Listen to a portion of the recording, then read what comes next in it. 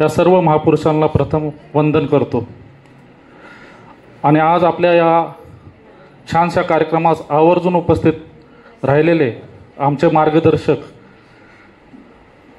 मंत्री, महाराष्ट्र राज्याचे मंत्री चंद्रकांतदादा पाटील आणि मौची उद्योग समाजाचे तावरे साहेब, तसेच GST ऑफिसर सोनवणे सर, आपल्या कोथरूड विभागाचे अध्यक्ष मुदुले साहेब, आत्ताच तुम्हाला ज्यांनी ज्या योजना आहेत त्याबद्दल माहिती दिली त्या मॅडम आणि उपस्थित सर्वच, जास्त वेळ घेणार नाही. आज एवढा छान कार्यक्रम दादा या ठिकाणी आयोजित केलेला आहे. मी अमर वाघमारेचं कौतुक करतो. आज आपला पुणे शहरामध्ये लाख सव्वा लाख समाज आपला चर्मकार बांधव राहत असून आज वाड्या वस्त्यावर छोटेखानी किंवा आज गटे कामगाराच्या रूपामध्ये हा अनेक वर्ष पुणे शहरामध्ये वसलेला आहे. अनेक अडचणीला मात करून त्यांनी आज आपला संसार उभा केला आहे. हा आमचा जो समाज आहे तो व्यापारी समाज आहे.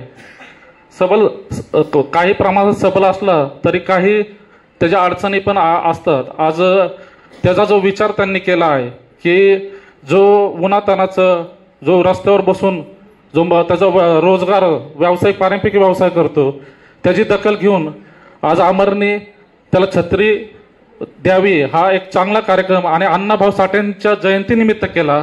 त्याबद्दल मी सर्वांना विनंती करतो की अमरचं तुम्ही टाळ्याच्या गजरात स्वागत करा, अभिनंदन करा. आज अण्णाभाऊ साठेबद्दल तर आज आपण सर्वांनी ऐकलं असेल, त्यांचा प्रवास आपण ऐकला असेल. आज सांगलीच्या गावातून ते मुंबईला असं आपण आवडतो. आज दिवसभर पावाडे ऐकले असतील, पण आज आपण समाजाबद्दल आज खूप कमी वेळ आहे कारण की दादांनी उशीर झाला, तुम्हाला जायचं आहे. दादा, मी महाराष्ट्र चर्मकार महासंघाचं महाराष्ट्राचं युवक प्रदेश अध्यक्ष म्हणून जबाबदार आहे. त्यानिमित्तानं अनेक दौरे मी महाराष्ट्र प्रदेशात करत असतो. आज 16 तारखेपासून माझा महाराष्ट्र दौरा आहे. पूर्ण 36 जिल्हे मी फिरणार आहेत. राष्ट्रीय चर्मकार महासंघाचे पूर्ण जिल्ह्यामध्ये अनेक प्रकारचे कार्यकर्ते आहेत. तिथं जाऊन अनेक अडीअडचणी समस्या मला जाणवतात. आज तुम्ही सरकारचे प्रतिनिधी आहेत, त्यामधले काही समस्या काय अडचणी आज समाजाचे 2 मुद्दे मांडणार आहेत. या निमित्ताने आज मी ती संधी मिळाली. मला आज दादांसोबत बसण्याची मला खूप छान संधी मिळाली. मला 2 प्रमुख मुद्दे मांडायचे आहेत. ते संत रोहिदास महामंडळ आहेत. संत रोहिदास महामंडळाचं आहे, ज्याला आपल्याकडून फंड येतो पण त्या फंडाचं जो प्रकरण आहे ते लोकांपर्यंत पोहोचले जात नाही. अनेक प्रकरण पेंडिंग आहेत. 700-800 करोड रुपयाचा फंड असला तरी 8 करोडच्या पेक्षा जास्त तो वाटला जात नाही आणि तो परत मागे जातो. म्हणजे जे वंचितांना ज्यांना ज्याची गरज आहे तो फंड त्यापर्यंत पोहोचला जात नाही. तर ह्याबद्दल तुम्ही आवर्जून दखल घ्यावी अशी आपल्याला विनंती असेल. ही गोष्ट तरी लोकांपर्यंत पोहोचली, कारण की जो आज आपण एवढ्या योजना डायरेक्ट बँकेमध्ये पाठवतो, पण मी जेव्हा जातो आवर्जून तिथल्या लिडकॉमच्या ऑफिसला भेट देतो, त्यांच्याकडून माहिती घेतो की बाबा प्रकरण किती आहेत, किती पेंडिंग आहे, का थांबवले आहेत. आणि आता जे त्यांचे जे प्रमुख आहेत गजबे, ते साहेब तर दखलही घेत नाहीत. आमच्या एका कार्यकर्त्याने बीडला आमरण उपोषण त्यासाठी केलं. ह्याची दखल घेतली पाहिजे. योजना सरकार करते, फंड पाठवतं, पण ती फंड पोहोचवलं तर त्याचा समाजाला उपयोग होणार आहे. आज पुणे शहरामध्ये 1.25 लाख आपला समाज आहे. आज प्रत्येक महापुरुषाची जयंती करताना एक स्मारक आहे, त्या ठिकाणी जाऊन करू शकतो. पण आमच्या समाजासाठी एक पुणे शहरामध्ये एक छानसं स्मारक असावं, ज्या ठिकाणी आम्ही संत रोहिदासांची जयंती एका ठिकाणी येऊन साजरी करू शकतो. एखादं वाचनालय संत रोहिदास महाराजांच्या नावाने असावं, एखादं वसतिगृह असावं की जिथं आमच्या बाहेरच गावातून जे पुणे शहरामध्ये आमचा समाज बांधव येतो त्या समाज बांधवाला आपल्या हक्काचं घर तिथं उपलब्ध व्हावं. कारण की इथं सवारी पुणे शहरासारख्यामध्ये राहणं त्याला परवडत नाही. तर माझ्या या जास्त तुम्हाला जास्त मागणं सांगणार नाही, फक्त पुणे शहरामध्ये एक स्मारक व्हावं, ज्या ठिकाणी जसं आपण आंबेडकर जयंतीला पुणे स्टेशनला जातो, अण्णाभाऊ साठे यांच्या जयंतीला आपण सारसबागला जातो. असं पुणे शहराचा आज सगळ्यात 3 नंबरचा सगळ्यात मोठा समाज आपला आहे. तर त्या समाजाला अनेक वर्ष पासून आम्ही मागणी करतोय, महानगरपालिकेला मागणी करतो. अनेक वर्ष महानगरपालिकेमध्ये जयंती साजरी होत नव्हती. आम्ही ते आंदोलन करून आता दरवर्षी त्या ठिकाणी तेलचित्र आम्ही स्वतः दिलं महानगरपालिकेला. त्याच्यानंतर ती जयंती त्या ठिकाणी साजरी करण्यात आली. त्यामुळं आमच्या समाजाला काही ठिकाणी गृहीत धरलं जातं, पण तसं नाही. आम्ही नेहमीच आत्तापर्यंतच्या काळामध्ये आम्ही नेहमीच महायुतीच्या सोबत उभं राहिलेलो समाज आहे. आणि अनेकांनी त्याचा असा अर्थ होतो नाही की आमच्याकडे दखल घेऊ नये, पण आमची एक व्यथा कुठंतरी मांडली जावी.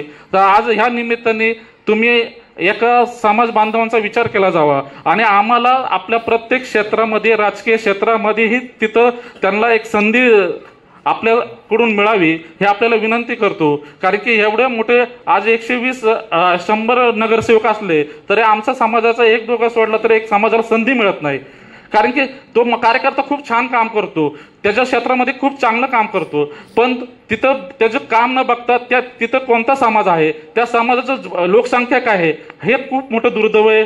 आज आपल्या समाजाचं आपल्या राजकीय ह्याच्यामध्ये बघितलं गेलं पाहिजे. पण समाजाचे प्रश्न आपल्या महानगरपालिकेमध्ये असेल, सभागृहामध्ये असेल, मांडणारा कोणीतरी व्यक्ती समाजाच्या वतीने तिथं प्रतिनिधित्व होण्यासाठी आपण ही गोष्ट, आणि मला अपेक्षा आहे ही गोष्ट फक्त भारतीय जनता पार्टीमध्येच होऊ शकते. जिथं वंश वगैरे वारस वगैरे चालत नाही, तिथं फक्त कार्यकर्त्याचे जात धर्म चालत नाही, तिथं कार्यकर्त्याचं काम चालतं. अशा अनेक कार्यकर्ते पुणे शहरामध्ये काम करत आहे. तर आपण त्याची दखल घ्यावी. मी जास्त वेळ घेणार नाही. आज या ठिकाणी परत एकदा अण्णाभाऊ साठे यांच्या प्रतिमेस अभिवादन करतो. आणि आपण या ठिकाणी मला बोलून जे 2 शब्द बोलण्याची संधी दिली त्याबद्दल मी आयोजकाचे अमर वाघमारे, निलेश सोनवणे यांचं आभार मानतो.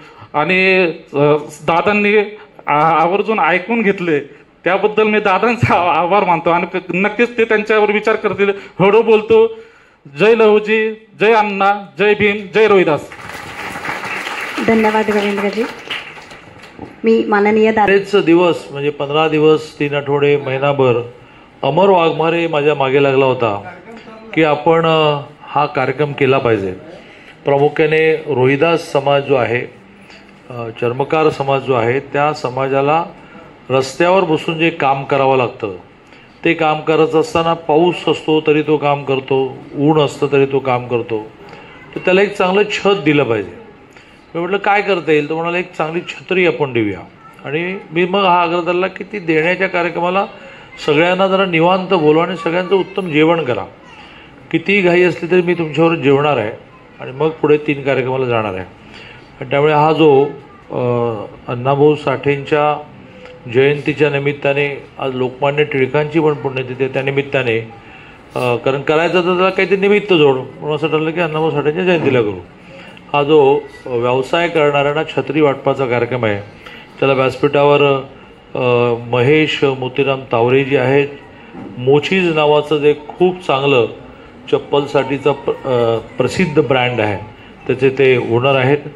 वसंत सदाशिव सोनवणे आहेत जे सेल्स अँड GST म्हणजे पूर्वी ज्याला सेल टॅक्स म्हणायचे, नंतर वॅट म्हणायचे, मग GST म्हणतात, त्याचे रिटायर्ड ऑफिसर आहेत.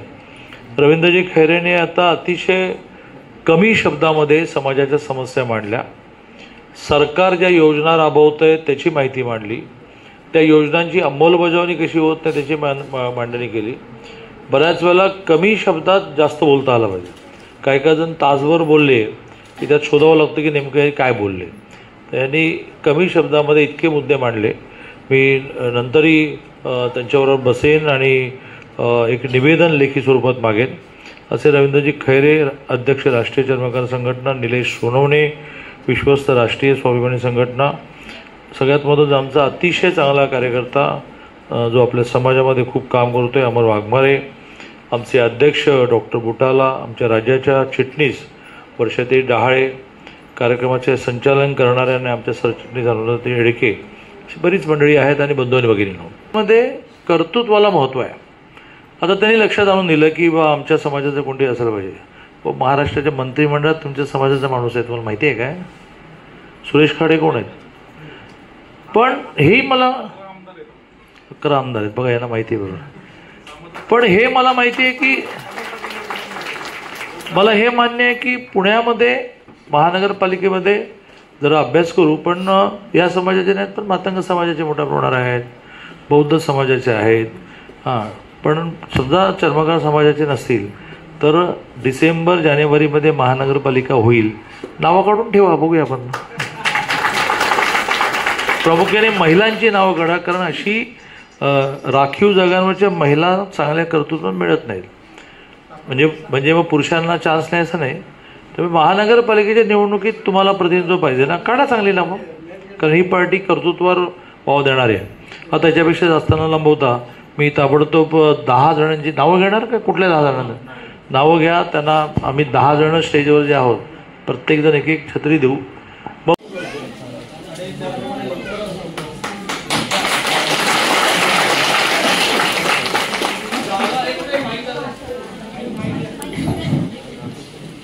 जागा जर शोधू शकला तर ती महानगरपालिकेकडून परवानगी काढण्या सगळं मी करतो, कारण त्याच्यावर जसं योग्य जागा मिळाली ना, डॉक्टर बाबासाहेब आंबेडकरांचा पुतळा अगदी योग्य जागी आहे, 9 साडेचा सारथ वगैरे अगदी योग्य जागी आहे. जागा शोधा, जागा शोधा. अमर अमर अमर अमर तुझी जबाबदारी की 2-3 जागा हे शोधताय, त्या बघायच्या. माझ्या लेटरहेडवर महानगरपालिकेच्या आयुक्तांना पत्र द्यायचं, बाकी मी बघतो. मग ती जागा फायनल झाली की पुतळा मी घेणार. काय करायचं?